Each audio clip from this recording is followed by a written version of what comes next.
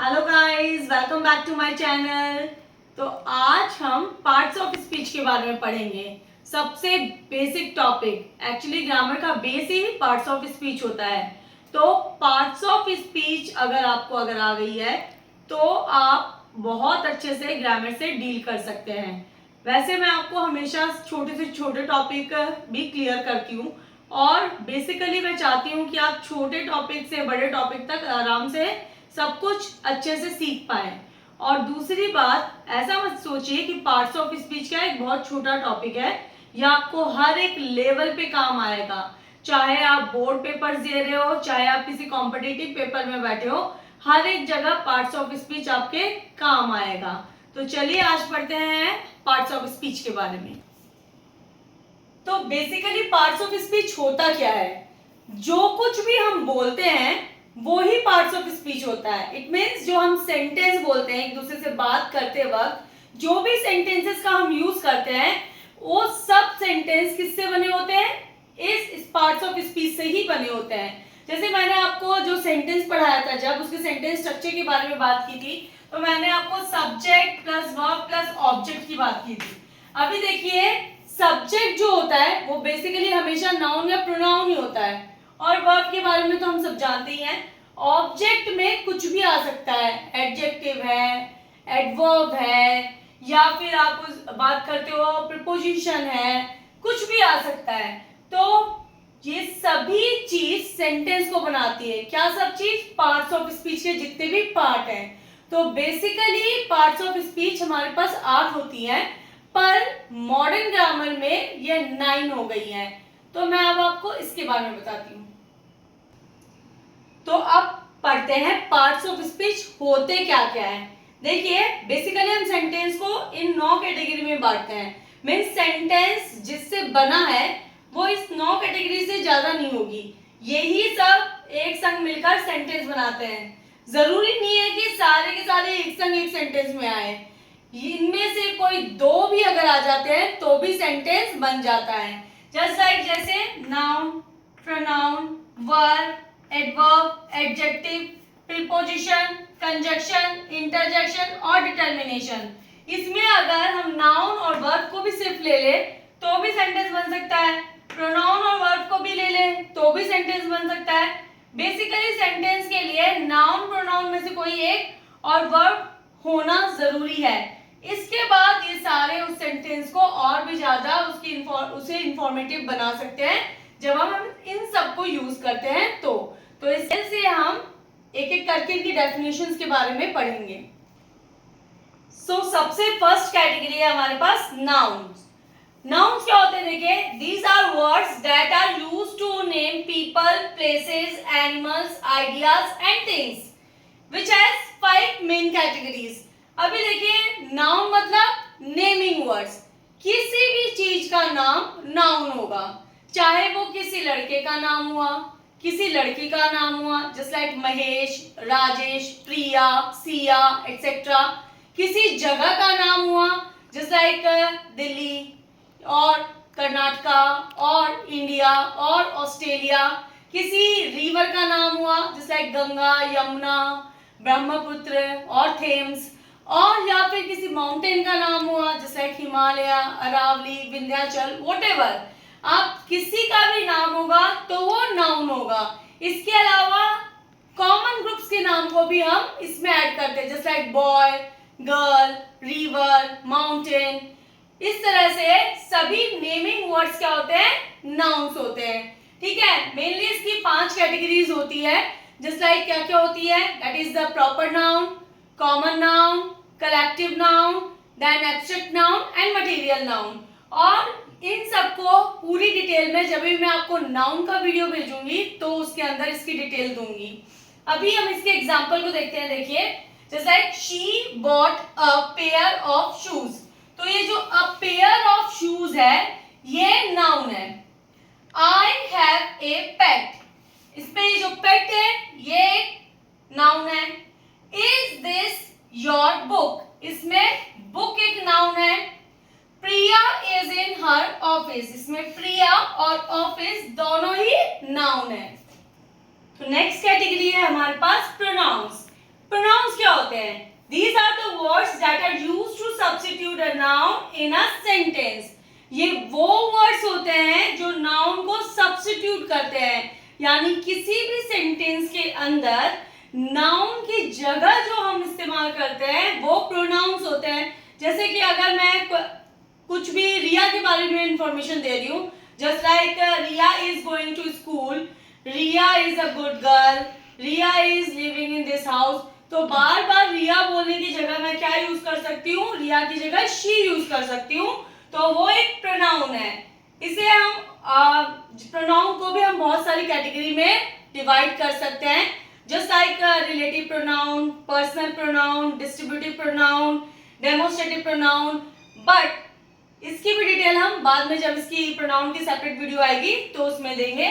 अभी हम एग्जांपल के संग देखते हैं. जस्ट लाइक पहला एग्जांपल है I reached home at 6 in the evening. इसमें I क्या है, प्रोनाउन है. Then did someone see a red book?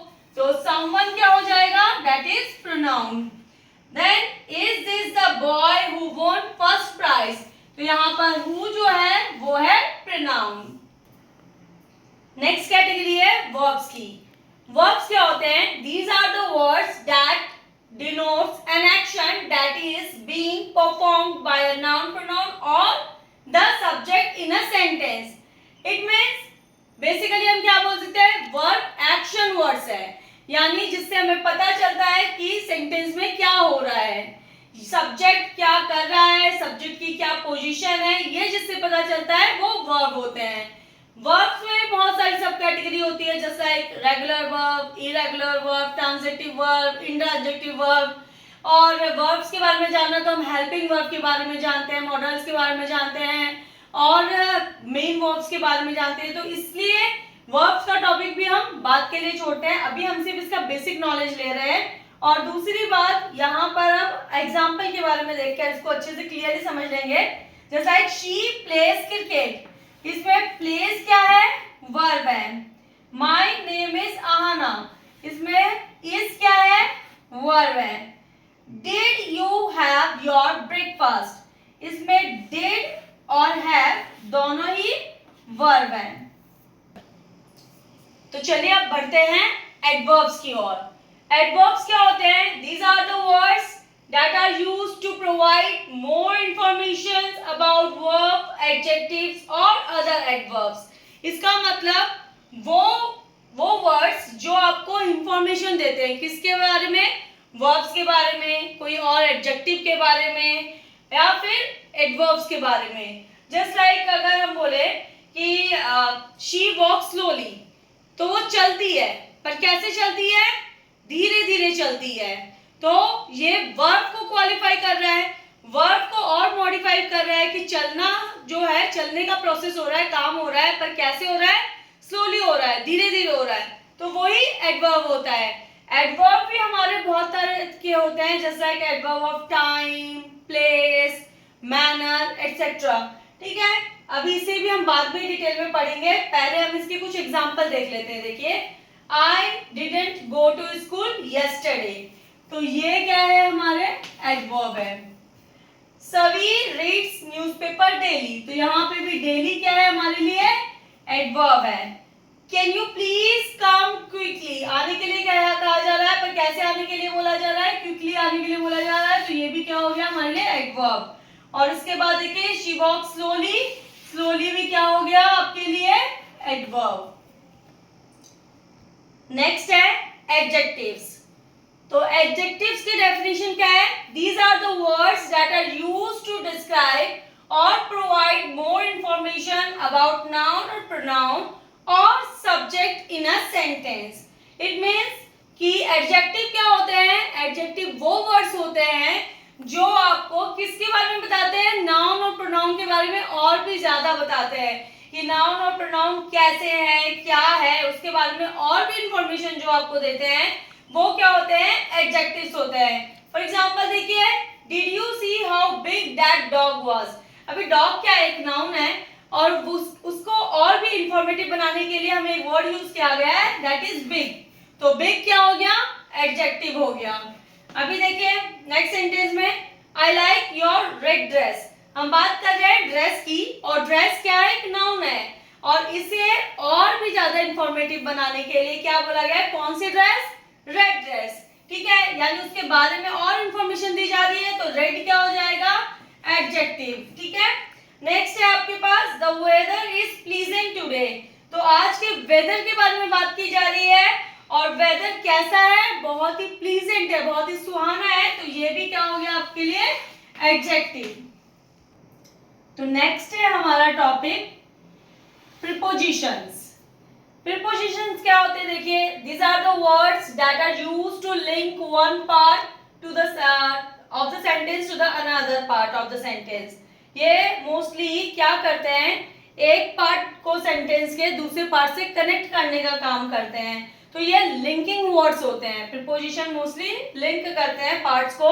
और दूसरी बात क्या है, ये क्या करते हैं, पोजीशन शो करते हैं, किसी भी ऑब्जेक्ट और सब्जेक्ट की क्या पोजीशन है उसे शो करते हैं। जैसे देखिए, स्टूडेंट्स आर ड्रॉइंग लाइंस, कहाँ बना रहे हैं lines, on the paper, paper के ऊपर, तो ऑन क्या हो गया, प्रीपोजिशन।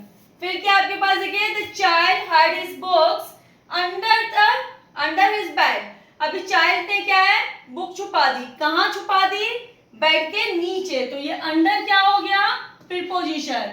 देखिए, बुक और बेड दोनों के बीच में कनेक्शन भी कर रहे हैं, और दूसरी बात पोजीशन बता रहे हैं बुक्स की कि कहाँ है।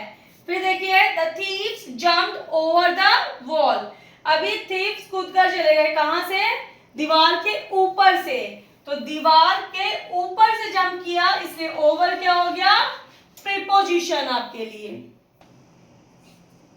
तो सेवेंथ पार्ट क्या होता है स्पीच का, that is conjunction.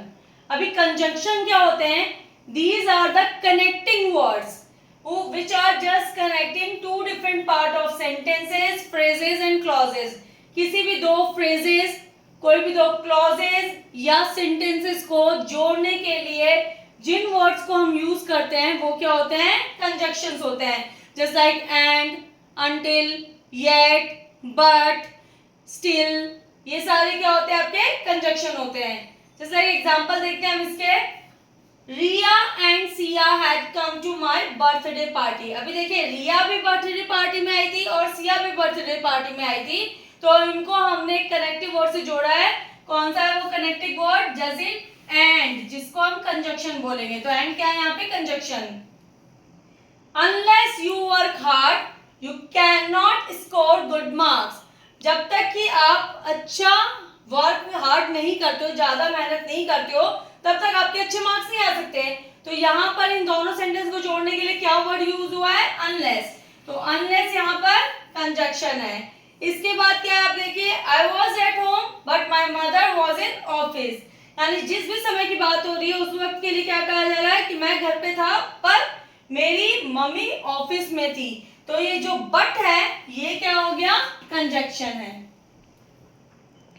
Next is interjections. Interjections क्या होते हैं, these are the words that are used to convey strong emotions और feeling, यानी आपके जो अंदर की जो फीलिंग्स और इमोशन, जो स्ट्रॉन्ग इमोशंस होते हैं, वो जब भी हम जिस वर्ड्स के थ्रू आपको कन्वे किया जाता है सेंटेंस में, वो इंटरजेक्शन होते हैं। जैसे कभी आप बहुत खुश हो तो आप जोर से वाओ चिल्लाते हो, ठीक है, जीत जाते हो ब्रेवो चिल्लाते हो, दुखी हो अलास बोलते हो, तो ये सारे वर्ड्स क्या होते हैं, इंटरजेक्शंस होते हैं। जैसे लाइक देखिए इस एग्जांपल में, alas that is really sad, तो अलास क्या है, इंटरजेक्शन है।